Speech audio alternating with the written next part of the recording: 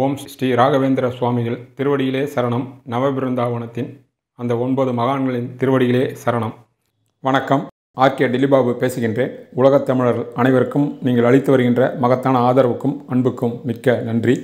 இப்போது நாம் அக்டோபர் மாத பலன்களை பார்க்க இருக்கின்றோம். வழக்கமாக ராசிக்கும் பார்க்க வேண்டும், லக்னத்திற்கும் பார்க்க வேண்டும்.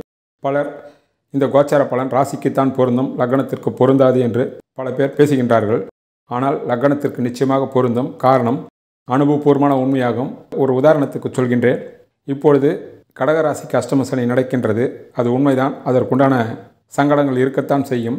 அதே வேளையில் சம்பந்தப்பட்ட நபர் மகர லக்னமோ ரிஷப லக்னமோ துலா லக்னமாக இருந்து சனிமை வலிமை பெற்று இருந்தால் நிச்சயமாக அந்த லக்னத்திற்குண்டான பலனாக அஷ்டம சனி பெரிய அளவில் கஷ்டப்படுத்தாது என்பதுதான் அனுபவபூர்வமான உண்மை.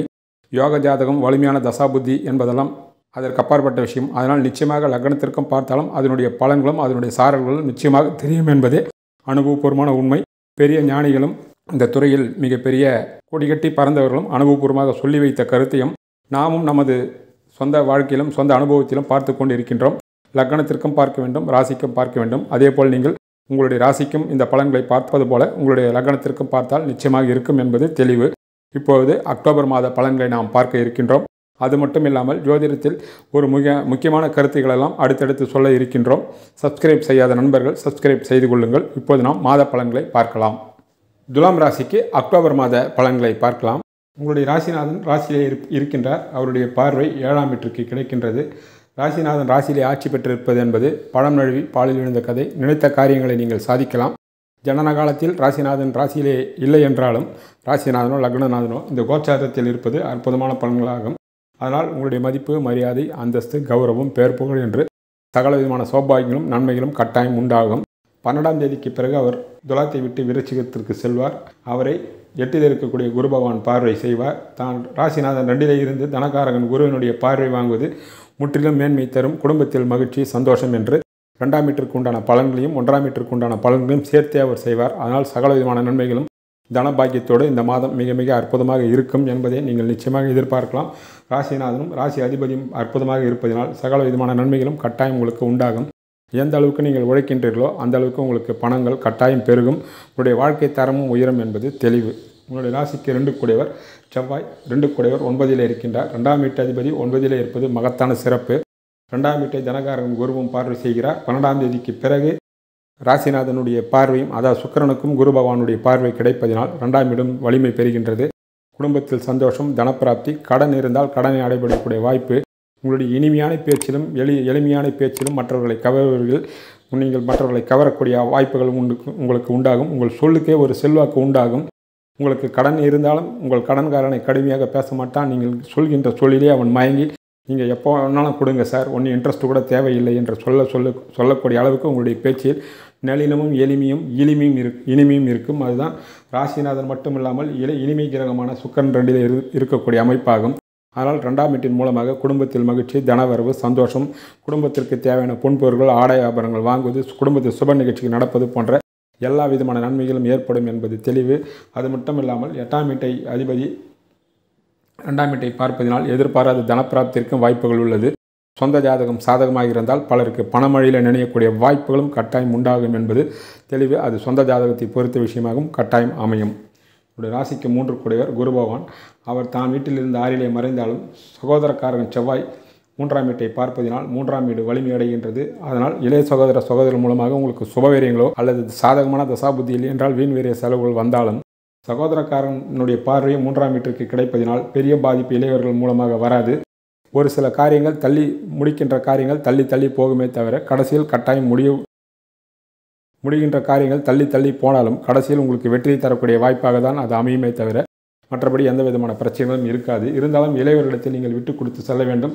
அவர்கள் மூலமாக உங்களுக்கு ஏதோ ஒரு வகையில் சுபவீரியங்கள் கட்டாயம் காத்திருக்கிறது இந்த மாதம் என்பது தெளிவான உண்மையாகும்.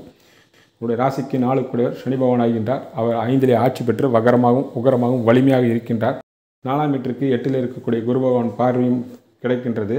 புதனும் சாதகமாக இருக்கின்றார். அவர் 12லே மறைந்தாலும் உச்சமாக இருக்கின்றார்.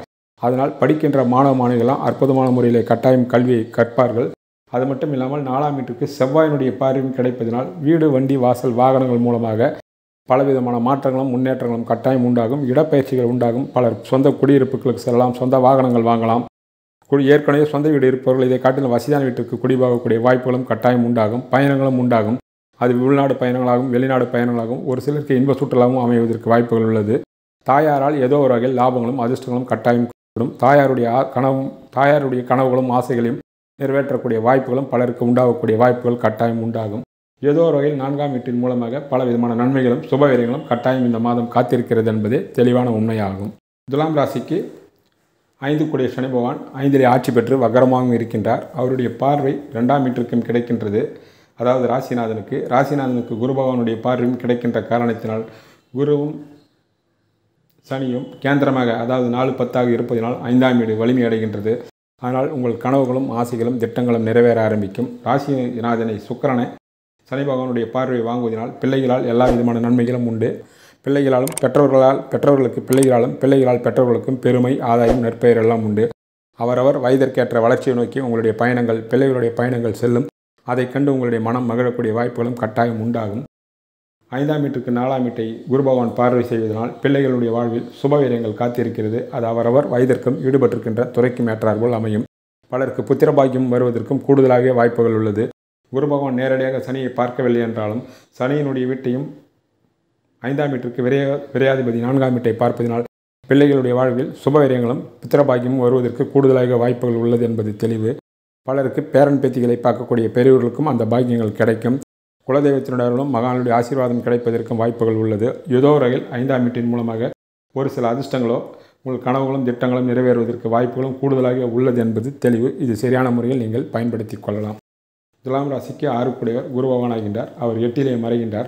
6இலே ராகு இருப்பதினால் 6ஆம் வீட்டு கெடுபலங்களான போட்டி, போராமை, வம்பு, வழக்கு, நோய், நொடி எதுவாக இருந்தாலும் அதை வென்று சாதனை நீங்கள் படைப்பீர்கள்.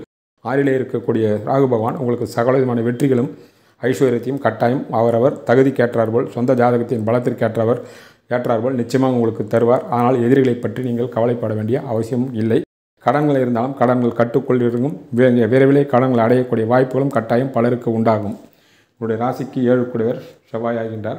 ஆரம்பத்திலே ராசிநாதன் 7ஆம் வீட்டை பார்க்கின்றார். 7ஆம் வீட்டு அதிபதி 9இலே இருப்பதினால் சகல விதமான நன்மைகள் நீங்கள் எதிர்பார்க்கலாம். கணவன் மனைக்குள் ஒற்றுமை, அன்பு, அரவணைப்பு, தங்கு தடைப்பட்ட திருமணங்கள் இந்த மாதத்தில் அற்புதமான முறையில் நடக்கக்கூடிய வாய்ப்புகள், பிரிந்திருந்த கணவன் மனைகள் ஒன்று சேர்வது, வெளிநாடு செல்வது, பதவியில் இருப்பவர்களுக்கு பணிபுரியவர்களுக்கு பதவி உயர்வு, பண உயர்வு என்று எல்லா விதமான நன்மைகளும் ஏற்படும். திருமணமாகாதிருக்கின்ற இளைஞர்களுக்கும் இளம்பெண்களுக்கும் சிறிய முயற்சியில் அற்புதமான முறையில் திருமண பாக்கியம் கூடும். பலருக்கு பயணங்களும் பலருக்கு அரசாங்கத்தின் மூலமாக எதிர்பார்க்கின்ற பலவிதமான நன்மைகளும் நடைபெறுவதற்கு வாய்ப்புகள் உள்ளது. கூட்டுறவு முறையில் தொழில் செய்கின்றவர்களுக்கு, பூமி சம்பந்தமான தொழில் செய்கின்றவர்களுக்கு மிகப்பெரிய லாபங்களும் யோகங்களும் ஏதோ அவர்கள் கட்டாயம் கை கொடுக்கும். உங்களுடைய ராசிக்கு 8 கூடியவர் சுக்கிர பகவான் ஆகின்றார். ஆரம்பத்தில் ராசியிலும் பிறகும் அவர் 2இலே இருக்கின்றார். 8இலே இருக்கக்கூடிய குரு பகவான் பார்வை செய்வதனால் 8ஆம் வீட்டு கெடுபலங்கள், வம்பு வழக்கு, சங்கடம், மனச்சோர்வு, பின்னால் சண்டை சச்சரவு, பின்னால் உங்களை அவதூறு செய்வது போன்ற விஷயங்களெல்லாம் நேரடியாக உங்களை எந்த காரணத்தை மட்டும் தாக்காது. பின்னால் செய்யலாம், பின்னால் உங்களை பற்றி பேசலாம். அதற்கு நீங்கள் முக்கியத்துவம் கொடுக்க வேண்டிய அவசியம் இல்லை என்பதைப் போல் நீங்கள் அவரை கண்டும் காணாமல் சென்று விடுங்கள். உங்களுடைய ராசிக்கு 9 கூடியவர் புதனாகின்றார். அவர் 12இலே உச்சமடைந்திருக்கின்றார். 9இலே செவ்வாய் இருக்கின்றார். அந்த செவ்வாய் 9ஆம் வீட்டு அதிபதியான புதனையும் குருவும் சேர்ந்து பார்ப்பதனால் 9ஆம் வீட்டு பலமடைகின்றது. 9ஆம் வீட்டு அதிபதியான புதனுக்கும் சரி, பித்திருக்காரகம் சூரியனுக்கும் சரி, இருவருக்கும் சேர்ந்து குரு பகவானுடைய பார்வை கிடைப்பதினால் 9ஆம் வீடு பலமடைகின்றது. அதனால் தந்தை அவர்கள் மூலமாக எல்லா விதமான லாபங்களும் யோகங்களும் பங்கு பரிவர்த்தனையால் வரக்கூடிய பலருக்கு சொத்துக்களும் வரலாம். அது மட்டும் இல்லாமல் புதனாதித்ய யோகமும் ஏற்படுகிறது. குருவினுடைய பார்வை புதனுக்கும் சூரியனுக்கும் ஏற்படுவதனால், அதுவும் 12இல் இருப்பதினால் சுபவீரியங்கள் காத்திருக்கிறது. வெளியூர்களுக்கு வெளிநாடுகளுக்கு செல்லக்கூடிய வாய்ப்புகளும் பலருக்கு உண்டாகலாம். தான தர்மங்கள் செய்யக்கூடிய வாய்ப்புகளும் கட்டாயம் உண்டாகலாம். 10ஆம் தேதிக்கு பிறகு 12இலே உச்சம் பெற்றிருக்கக்கூடிய புதன் உங்களுடைய ராசியிலே வருவார். அப்போதும் அந்த நன்மைகள் கட்டாயம் தொடரும் என்பது தெளிவு. ஏதோ ஒரு வகையில் லட்சுமி கடாட்சமோ உங்கள் கனவுகளோ ஆசைகளோ திட்டங்களோ இந்த மாதம் 9ஆம் வீட்டின் மூலமாக உங்களுக்கு பக்கபலமாக இருக்கும். அதை உங்களுக்கு தெய்வ கடாட்சத்தின் மூலமாக அந்த விஷயங்கள் நிறைவேறும். உங்களுடைய ராசிக்கு 10 கூடியவர் சந்திரன். அவர் 4 கிரகம். 10ஆம் வீட்டை வைத்து பார்க்கும்போது தொழிலதிபர்களுக்கு தொழில் வளர்ச்சி அற்புதமாக இருந்தாலும் கண்ணும் கருத்துமாக நீங்கள் செய்ய வேண்டும். பணியில் இருப்பவர்களும் மிக மிக ஜாக்கிரதையாக செய்ய வேண்டும். இல்லை என்றால் தேவையற்ற வம்பு வழக்குகளும் பழிபாவத்துக்கும் ஆளாவீர்கள். தர்மத்துக்கும் சட்டத்துக்கும் உடன்பட்டு நீங்கள் அந்த தொழிலை செய்ய வேண்டும். அது பணியாக இருந்தாலும் சரி, தொழிலதிபர்களாக இருந்தாலும் சரி, நேரடியாகவும் நேர்மையாகவும் செய்ய வேண்டும். இல்லையென்றால் பலருக்கு சிக்கல்கள் வருவதற்கு தொழில்துறையில் இருப்பவர்களுக்கு வாய்ப்புகள் உள்ளது என்பதையும் நீங்கள் கவனத்தில் கொள்ள வேண்டிய விஷயங்களாகும். நேர்மையாக செல்பவர்களுக்கு எந்த விதத்திலும் எந்த துறையில் இருப்பவர்களுக்கும் அதை பற்றி கவலை இல்லை என்பதும் தெளிவான உண்மையாகும். பலருக்கு தொழிலுக்காக வெளியூர்களுக்கோ வெளிநாடுகளுக்கோ அடிக்கடி பயணங்கள் போவதற்கு வாய்ப்புகள் உள்ளது. அதனால் எதிர்காலத்தில் உங்களுடைய தொழில்துறை மிக பெரிய அளவில் லாபங்களும், பணியில் இருப்பவங்களும் ஏற்றமும் முன்னேற்றமும் பதவி உயர்வும் வருவதற்கு எதிர்காலத்தில் விதைக்கக்கூடிய விதையாக இந்த மாதம் உங்களுக்கு அமையலாம். உங்களுடைய ராசிக்கு 11 சூரியன் அவர் 12 இருக்கின்றார். 17ஆம் தேதி வரை அவருக்கு குருவினுடைய பார்வையும் செவ்வாயினுடைய பார்வையும் கிடைக்கின்றது. அதனால் அவர் வலிமை அடைகின்றார். 11ஆம் வீட்டை சனி பகவான் பார்வை செய்தாலும் அவருக்கு சகோதரக்காரனுடைய பார்வை கிடைப்பதனால் மூத்த சகோதர வகையில் பெரிய லாபங்களும் அதிர்ஷ்டங்களும் யோகங்களும் காத்திருக்கிறது. உங்கள் கனவுகளும் ஆசைகளும் திட்டங்களும் நிறைவேறும். ஈடுபட்டிருக்கின்ற துறையில் 16ஆம் வீட்டின் மூலமாக லாபங்கள் கட்டாயம் வருவதற்கு வாய்ப்பு. 17ஆம் தேதிக்கு பிறகு 12 இருக்கக்கூடிய சூரியன் உங்களுடைய ராசியிலே வருவார். அவர் நீச பங்கமும் அடைவார். ஆக 11ஆம் வீட்டை பொறுத்த வரைக்கும் இந்த மாதம் முழுவதும் அதன் உங்களுக்கு லாபமாகவும் யோகமாக இருக்கும். அதே வேளையில் உங்களுக்கு சுபவிரயங்களும் 11ஆம் வீட்டு சகோதரிகள் மூலமாக சுபவிரயங்கள் கட்டாயம் காத்திருக்கிறது என்பதே உண்மையான விஷயங்களாகும். உங்களுடைய ராசிக்கு 12 கூடியவர் புதனே ஆகின்றார். அவர் 10ஆம் தேதி வரை உச்சமாக இருக்கின்றார். அவரை செவ்வாயும் குருவும் சேர்ந்து பார்க்கின்றார்கள். ராகு கேது சம்பந்தத்தோடு இருக்கின்றார்கள். உங்களுக்கு பயணங்கள் கட்டாயம் உண்டாகும். அதாவது அவர் ஈடுபட்டிருக்கின்ற துறைக்கேற்றார் போல் இருக்கும். உள்ளூர் பயணங்களோ அல்லது வெளிநாடு பயணங்களோ அமையும். 10ஆம் தேதிக்கு பிறகு 12 கூடிய புதன் உங்கள் ராசியிலே வந்ததின் மூலமாக அதன் பிறகு அமையக்கூடிய செலவுகள் எல்லாம் சுபவிரய செலவுகளாகவும் எதிர்கால நலனுக்காக இருக்கக்கூடிய செலவுகளாகவும் அமையும் என்பது தெளிவு. ஆக துலாம் ராசிக்கு மாதம் ஆரம்பத்திலிருந்தே படிப்படியான முன்னேற்றம் துலாம் ராசிக்காரர்களுக்கு உண்டாகும். சரியான முறையில் பயன்படுத்தி கொண்டு வெற்றியும் யோகத்தையும் கைவர பெற்றுக்கொள்ளுங்கள். துலாம் ராசி நண்பர்கள் விநாயகர் வழிபாடும் துர்க்கை அம்மன் வழிபாடும் மிக மிக அவசியம். அருகாமையில் உள்ள விநாயகர் கோயிலுக்கோ துர்க்கை அம்மன் கோயிலுக்கோ சென்று வரலாம். முடிந்தவர்கள் ஒரு முறை மகானுடைய ஜீவசமாதி எது உங்களுக்கு வசதியாக இருக்கின்றதோ அந்த மகானுடைய ஜீவசமாதிக்கும் உங்களுடைய இஷ்ட தெய்வம் கோயிலுக்கும் சென்று வந்தால் எல்லா விதமான நன்மைகளும் இந்த மாதம் உங்களுக்கு கிடைப்பதற்கு வாய்ப்புகள் கூடுதலாக உள்ளன. நன்றி, வணக்கம்.